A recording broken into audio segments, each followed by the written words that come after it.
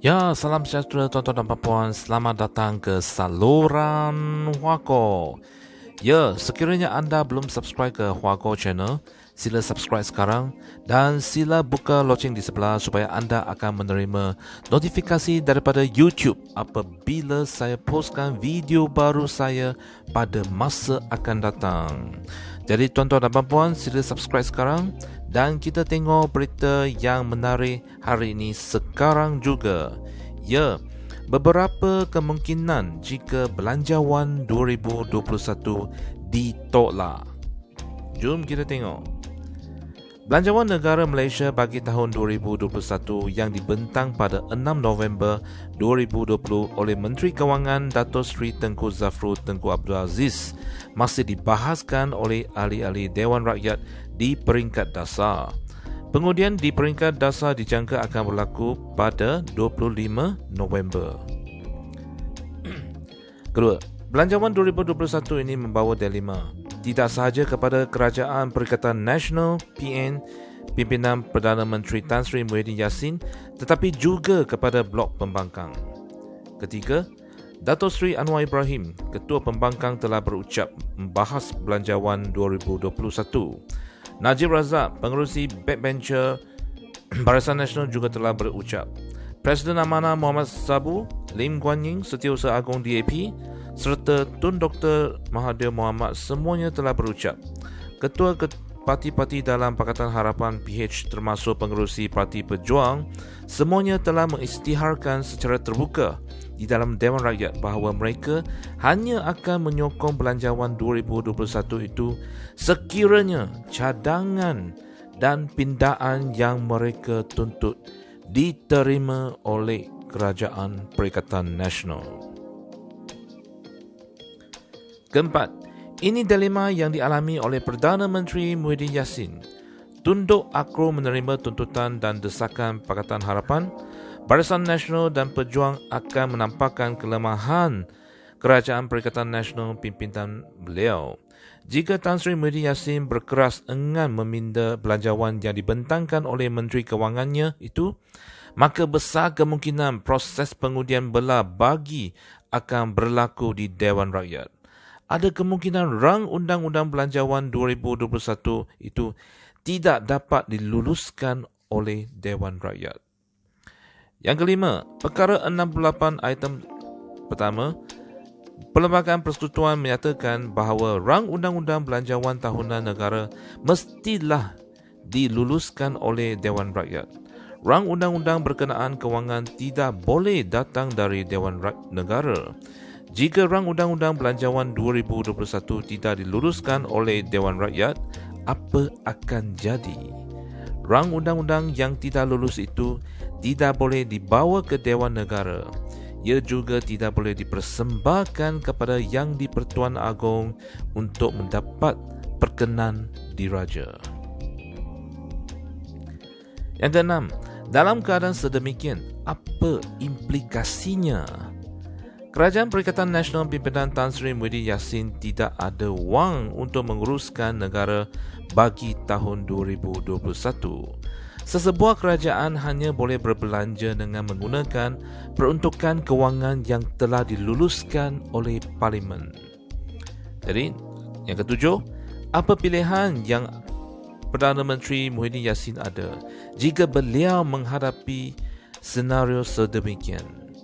Pilihan pertama ialah Tan Sri Muhyiddin Yassin meletak jawatan sebagai Perdana Menteri bersama-sama seluruh anggota Kabinet Kerajaan Perikatan Nasional. Dalam erti kata lain, Kerajaan Perikatan Nasional tumbang. Soalannya, adakah Perdana Menteri Muhyiddin Yassin dan kerajaan pimpinannya mesti meletak jawatan jika Belanjawan 2021 tidak diluluskan oleh ahli-ahli Parlimen?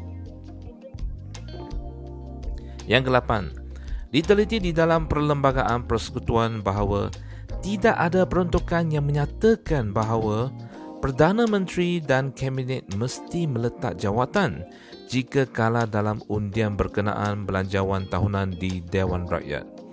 Malaysia sejak merdeka tidak pernah mengalami situasi di mana rang undang-undang belanjawan ditolak oleh Dewan Rakyat.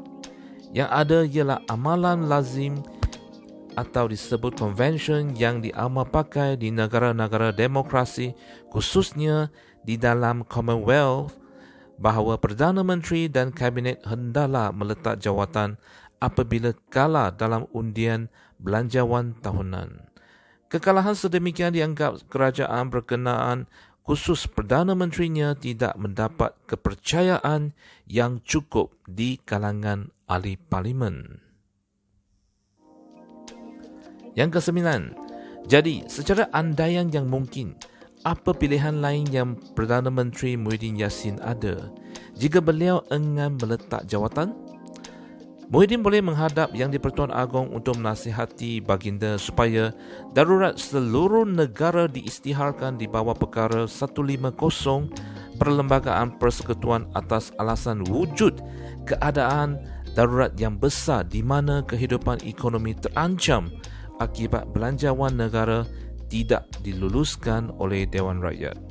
Persoalannya, adakah Tan Sri Muhyiddin sanggup menghadap Yang di-Pertuan Agong buat kali kedua memohon pengisytiharan darurat selepas permohonannya kali pertama tidak lama dahulu ditolak oleh baginda? Yang ke-10, pilihan lain yang ada pada Muhyiddin Yassin jika belanjawan ditolak ialah beliau terpaksa menghadap Yang di-Pertuan Agong untuk menasihati baginda supaya Parlimen Penggau ke-14 ini dibubarkan dan satu pilihan raya umum diadakan. Apakah risiko yang Muhyiddin mungkin hadapi jika berbuat demikian? Ada kemungkinan bahawa permohonan Perdana Menteri itu ditolak oleh Yang di-Pertuan Agong di bawah perkara 55 2 Perlembagaan Persekutuan. Yang ke-11, apakah pilihan yang lazimnya dipakai di negara-negara demokrasi lain apabila rang undang-undang belanjawan negara ditolak oleh parlimen yang patut convention ini dicontohi di Malaysia? Pilihannya ialah Perdana Menteri itu wajar menghadap Yang di-Pertuan Agong untuk menyerahkan surat perletakan jawatan. Dengan berbuat demikian, kabinetnya juga gugur. Kerajaannya tumbang dan Yang di-Pertuan Agong akan menjalankan kuasa baginda berdasarkan Perlembagaan Persekutuan dengan melantik Perdana Menteri baru berdasarkan perkara 43(2)(a). Sebuah kabinet baru akan dibentuk dan sebuah kerajaan baru ditubuhkan dengan tugas pertamanya ialah membentangkan belanjawan tahun 2021. Yang ke-12, pemimpin-pemimpin blok pembangkang juga menyedari dilema yang mereka hadapi. Mereka tidak dapat menerima belanjawan seperti apa yang telah dibentangkan di Parlimen. Jika mereka tolak secara keseluruhan, mungkin akan berlaku pergolakan politik yang hebat seperti yang dinyatakan di atas.